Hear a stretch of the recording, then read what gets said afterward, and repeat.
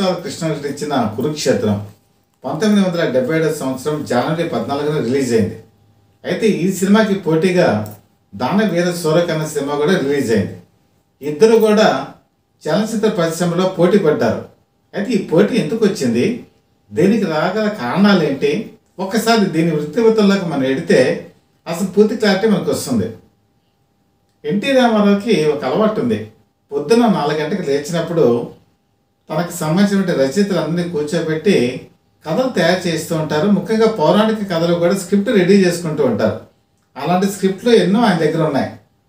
అదే సమయంలో శివాజీ గణేశన్ తెలుగులో కన్నా అటువంటి ఒక సినిమాని డబ్బింగ్ చేయడం కూడా జరిగింది. ఆ సినిమాలో కృష్ణుడి కింద ఎన్టీ రామారావు వేశారు. ఈ సినిమా షూటింగ్ జరుగుతున్నప్పుడే ఎన్టీ రామారావు మధ్యలో ఒక ఆలోచన వచ్చింది. కన్నా అనేటువంటి పాత్రని తను చేస్తే ఎలాగుంటుందని చెప్పి దానవీర సూరకర్ణ స్క్రిప్ట్ని ఆయన రెడీ చేసుకున్నారు. ఈ సినిమా తీద్దామని కూడా ప్రయత్నాలు ప్రారంభించారు. అయితే అక్కినేని నాగేశ్వరరావు ఇందులో కృష్ణ వేషం వేయమని అడిగారు, ఆయన నిరాకరించారు. తర్వాత కనుడి పాత్ర కూడా వేయమన్నారు. తక్కువ హైట్ ఉంటానని చెప్పి దాన్ని కూడా అంగీకరించకపోవడంతో అప్పుడు అక్కినేని నాగేశ్వరరావు ఒక మాట చెప్పారు, నేను చాణక్య చంద్రగుప్త స్క్రిప్ట్ నీ దగ్గర ఉంది కదా, అందులో నేను ఒక రోలు వేస్తాను, అదే చాణక్యుడి రోలే వేస్తానని చెప్పడంతో ఆయన ఏం చేశారంటే దానవీరుకున్న స్క్రిప్ట్ని పక్కన పెట్టేసి చాణక్య చంద్రగుప్త స్క్రిప్ట్ని రెడీ చేసుకుంటారు. అంటే యాక్చువల్గా ఆయన తీయవలసిన సినిమా చాణక్య చంద్రగుప్తే. ఇదే సమయంలో ఏఎస్ఆర్ ఆంజనేయులు ఈయన ప్రముఖ నిర్మాత ఎన్టీ రామారావుతో పాండవ వనవాసం అని చెప్పి ఒక సినిమా కూడా తీశారు. ఈయన ఏం చేశారంటే కురుక్షేత్రం సినిమాని ఈ కథని రెడీ చేసుకొని ఇందులో అర్జునుడి పాత్రకి కృష్ణుని సెలెక్ట్ చేయడం జరిగింది. అయితే ఇందులో కృష్ణుడు ఎవరు అని చెప్పి అడిగినప్పుడు ఎన్టీ రామారావు. జనగా ఎవరైనా సరే ఆ టైంలో కృష్ణుడు అంటే ఎన్టీ రామారావే. ఎన్టీ రామారావు దగ్గరికి వెళ్ళి అడిగారు. అడిగితే ఎన్టీ రామారావు ఏం చెప్పారంటే, నేను ఆల్రెడీ దానవీర సూరకర్ణ స్క్రిప్ట్ నా దగ్గర ఉంది, కాబట్టి ఈ సినిమాలో నేను కృష్ణుడి వేషం వేయను అని చెప్పారు. కృష్ణకి తెలిసి ఆశ్చర్యపోయారు. అరే ఏంటి, మేమిద్దరం కూడా అల్లూరి సీతారామరాజు సినిమాలో గొడవలు పడ్డాం, ఇప్పటికైనా మాకు సఖ్యత కుదురుతుంది అని చెప్పి అనుకుంటే ఈ అవకాశం కూడా తప్పిపోయిందని బాధపడ్డారు. అయితే ఇప్పుడు కృష్ణుడి పాత్రకి ఎవరిని వేయాలి, ఎవరిని తీసుకోవాలి అంటే ఏఎస్ఆర్ ఆంజనేయులు ఆలోచించింది హర్నాథ్. హర్నాథ్ గొప్ప అందగాడు, అన్న ముందు కృష్ణుడి వేషం రాముడి వేషం వేశాడు. అయితే కృష్ణుడి వేషం వేసే టైంకి హర్నాథ్కి బాగా తాగుడు అలవాటు అవ్వటం, మొహం ఉబ్బిపోవటం ఇవన్నీ జరగడంతో నెక్స్ట్ ఆల్టర్నేటివ్ ఎవరు, రామకృష్ణ కూడా సరిపోతాడు. కానీ ఇంకెవరైనా బాగుంటారని ఆలోచించినప్పుడు బుద్ధిమంతుడి సినిమాలో కృష్ణ వేషం వేశారు సోన్ బాబు. ఆ తర్వాత 1972 సంవత్సరం రిలీజ్ అయినటువంటి సంపూర్ణ రామాయణం, ఇందులో రాముడి వేషం కూడా వేశారు. అది అద్భుత విజయం సాధించింది. కాబట్టి కృష్ణుడు సోన్ బాబు అయితే బాగుంటుందని సోన్ బాబుని ఈ సినిమాకి కృష్ణుడి కింద ఎన్నిక చేసుకున్నారు. మరి కనుడి పాత్ర ఎవరైతే బాగుంటుందంటే రెబల్ స్టార్ కృష్ణరాజు, ఈయన సెలెక్ట్ చేసుకున్నారు. సో ముగ్గురు కూడా ఆ రోజు కనుక చూసుకుంటే ఒక నడి వయస్కులు. కానీ ఎన్టీ రామారావు వయసు వచ్చేప్పటికి 55 సంవత్సరాలు ఈ సినిమా తీసే టైంకి. కాబట్టి పోటీ ఇక్కడ ఏం జరిగిందంటే ఒక యువతరానికి ఒక వృద్ధతరానికి జరిగిన పోరాటంగా కూడా మనం అనుకోవచ్చు. అయితే ఈ సినిమా ఎప్పుడైతే వీళ్ళు మొదలు పెట్టారో అని తెలుసుకున్నారో ఎన్టీ రామారావు కృష్ణని పిలిపించారు. 3 సంవత్సరాలు వాళ్ళు సరిగా మాట్లాడుకోలేదు కూడా. సరే ఎన్టీ రామారావు పిలిపించారు, నాన్నంతా వెళ్ళారు.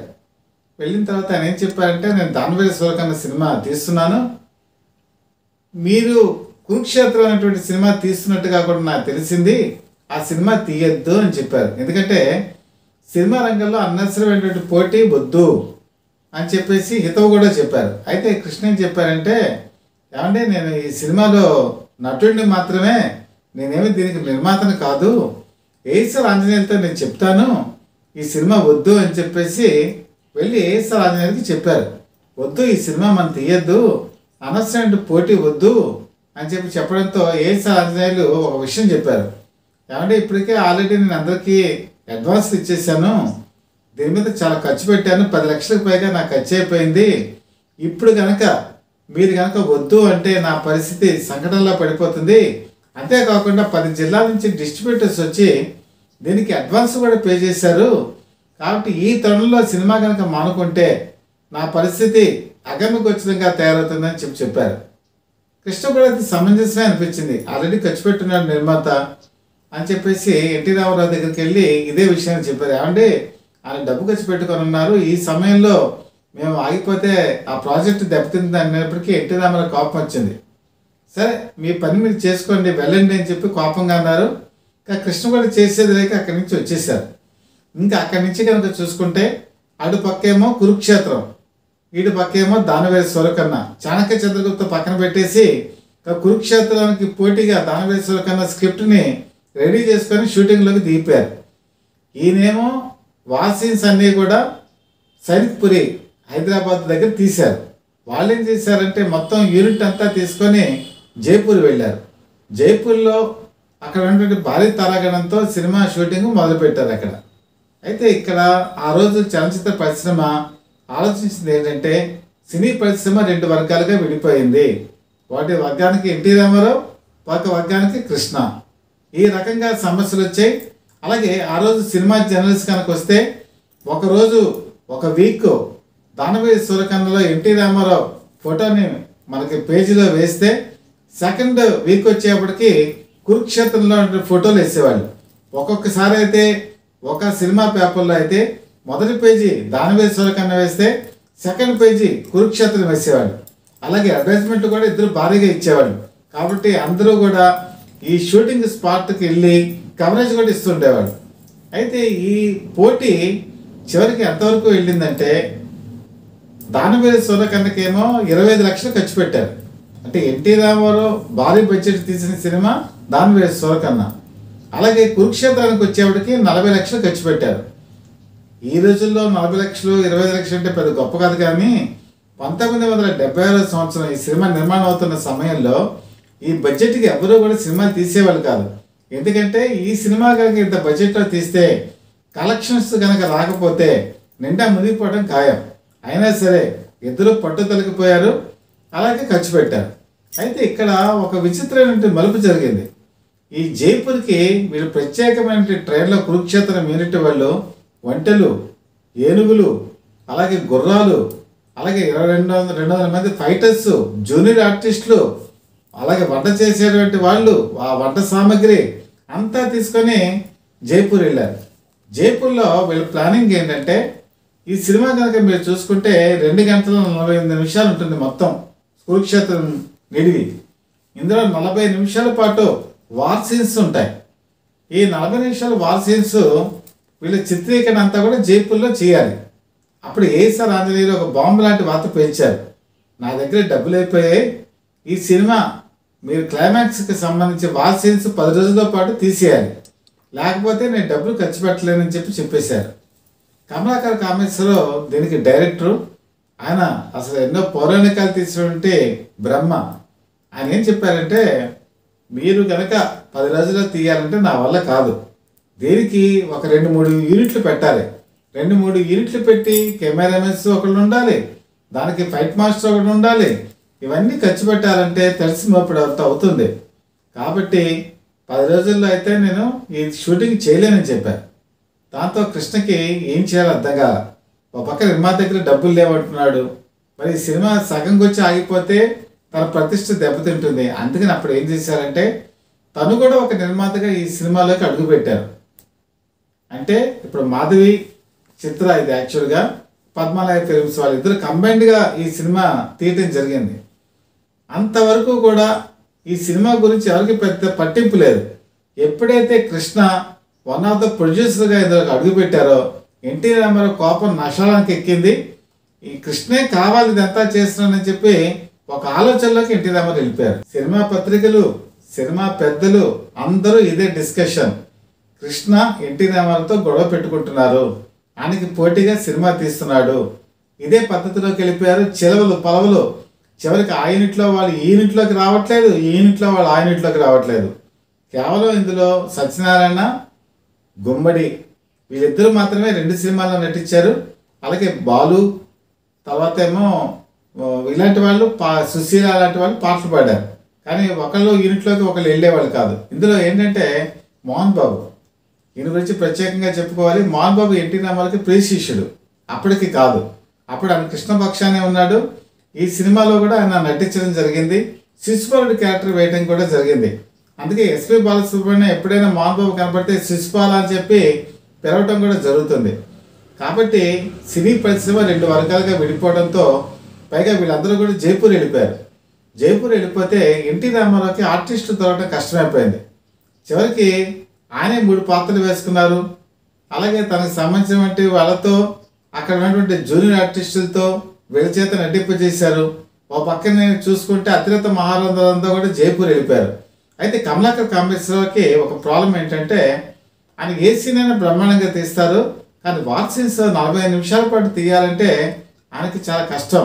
అందుకని ఏం చేశారంటే ప్రత్యేకంగా అప్పటి కేఎస్ఆర్ దాస్ ఆయన స్టంట్ మూవీస్కి బాగా ప్రసిద్ధి, యాక్షన్ ఫిల్మ్స్ అన్నీ కూడా అద్భుతంగా తీస్తారు.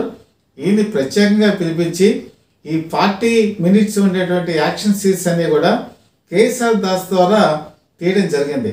మీరు కనుక కురుక్షేత్ర సినిమా కనుక చూసుకుంటే rebel star Krishnaraju, super star Krishna వాళ్ళిద్దరూ పోటీ పడేటువంటి సన్నివేశాల యుద్ధంలో అద్భుతంగా చేయడం జరిగింది. ఈ సినిమా కాస్ట్యూమ్స్ విషయంలో కానీ తర్వాత ఈ సినిమాని స్కోప్లో తీశారు.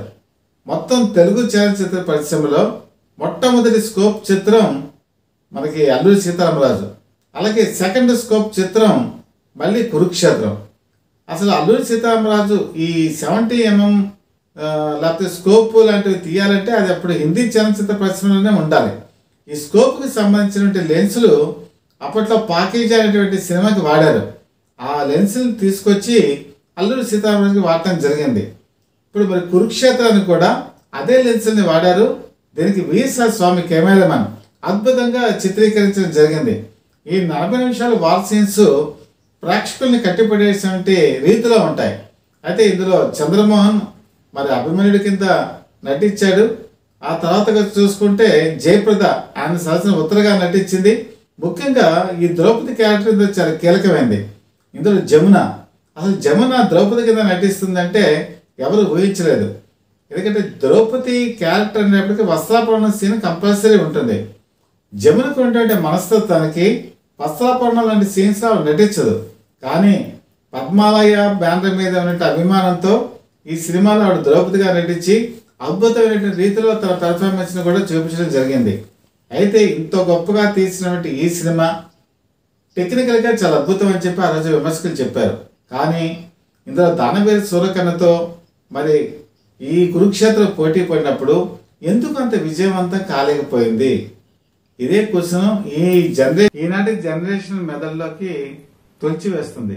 దీనికి కారణాలు ఏంటంటే ప్రధానమైన కారణం పద్యాలు. పాండవ ఉద్యోగ విజయాలు ఈ పద్యాలు కనుక చూసుకుంటే తిరుపతి వెంకట కవులు రచించారు. ఆంధ్రప్రదేశ్ మొత్తం అంతా కూడా ఈ పద్యాలు పాపులర్. ఈ పద్యాలు వింటేనే ప్రజల మనసులు పొలకెత్తుతాయి. కానీ దానవీర సూరకర్ణ ఈ సినిమాలో రైట్స్ అన్ని కూడా కొనేసుకున్నారు.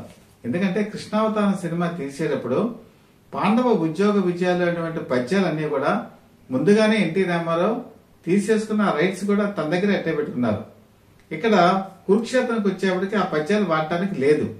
ఈ సినిమాలో ఈ పద్యాలు లేకపోవటం వల్ల వాళ్ళు వేరే పద్యాలు పెట్టినా కూడా ప్రజల మనసుల్లోకి వెళ్ళాల. తర్వాత దుర్యోధనుడి క్యారెక్టర్ ఇందులో సత్యనారాయణ చేశారు. అక్కడేమో ఎన్టీ రామారావు చేశారు.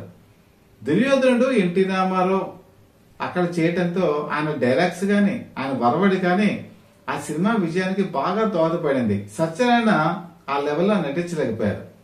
ఇంకోటి ఏంటంటే ఆ రోజు సినీ విమర్శకులు చెప్పింది ఏంటంటే దానవీర సూరకర్ణ కథ కనుక చూసుకుంటే మొదటి నుంచి చివరి వరకు ఎక్కడా కూడా ఇంటరప్షన్ లేకుండా వెళ్ళిపోతుంది. కానీ కురుక్షేత్రం సినిమాకి వచ్చేప్పటికి అనేక ఉపకథలు అందులో పెట్టారు. అంటే మధ్య మధ్యన బ్రేక్ వస్తూ కంటిన్యూటీ అనేది లోపిస్తుంది. అది ఆ సినిమా అంతగా ఆడకపోవడానికి అదొక కారణం అని కూడా చెప్తారు. కొంతమంది చెప్పేది ఏంటంటే దానవీర సూరకర్ణ సినిమా కనుక చూసుకుంటే విందు భోజనం లాంటిది. అంటే పంక్తి భోజనం మనకి హాయిగా కూర్చోబెట్టి వడ్డించి రకరకాల ఐటమ్స్ పెడితే మనకి ఎంత సాటిస్ఫాక్షన్ ఉంటుందో దానవీర సూరకర్ణ కనుక చూస్తే ఆ విధంగా ఉంటుంది. ఇక్కడ కనుక కురుక్షేత్రం కనుక చూసుకుంటే బఫే, అంటే మనమే లేచెల్లి రకరకాల పదాలు మనం వేసుకొని మనం తినేటువంటి సిస్టమ్ అప్పట్లో ఎవరికి పెద్ద నచ్చేది కాదు. కాబట్టి ఇందులో కథ మలుపులు తిరుగుతూ బోరు కొట్టించేటువంటి స్థాయిలోకి వెళ్తుందని కూడా అప్పుడు అభిప్రాయపడ్డారు. అందులో కొంత నిజం కూడా ఉంది.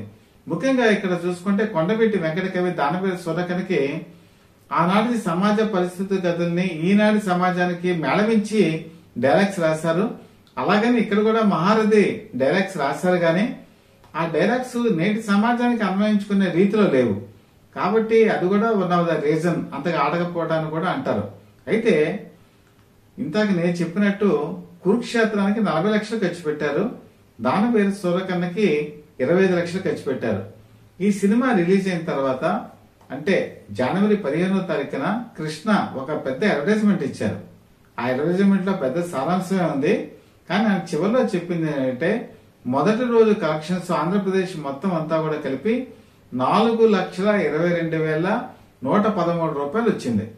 అంటే అది పెద్ద మొత్తమే, ఈ రోజు అది చిన్న మొత్తంలో అనిపిస్తుంది. కానీ కాకపోతే ఆ తర్వాత నుంచి ఏమైందంటే దానవేరు సూరకర్ణ విజృంభణ ఎప్పుడైతే పెరిగిందో అప్పుడు ఇక్కడ కలెక్షన్స్ తగ్గాయి. కానీ ఈ సినిమా కనుక చూసుకుంటే బెంగళూరులో మరి దాదాపుగా 175 రోజులు ఆడింది.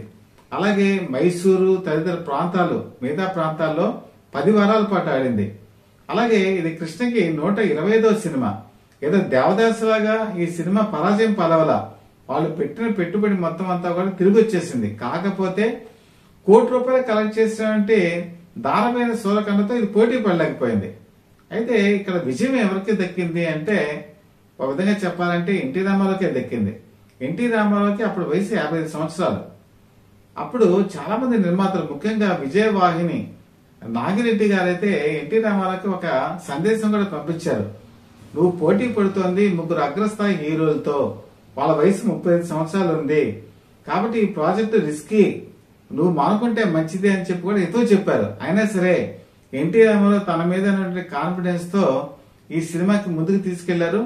మరి దానవేరు సూరకర్ణ అయితే 4 గంటల 10 నిమిషాలు, అయినా సరే ప్రజలు బోరెత్తకుండా దానవేరు సూరకర్ణ చూశారు.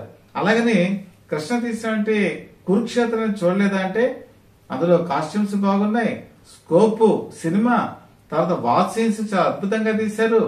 అలాగే ఇందులో ఉన్నటువంటి నటన కూడా అందరికీ చాలా బాగుంటుంది. కాకపోతే ఎన్టీ రామారావు ప్రపంచం ఒక మలయ మారుతలా మారి తుఫాన్ లాగా ఎప్పుడైతే అయిపోయిందో కురుక్షేత్రం ఆ తాకిడిని తట్టుకోలేకపోయింది.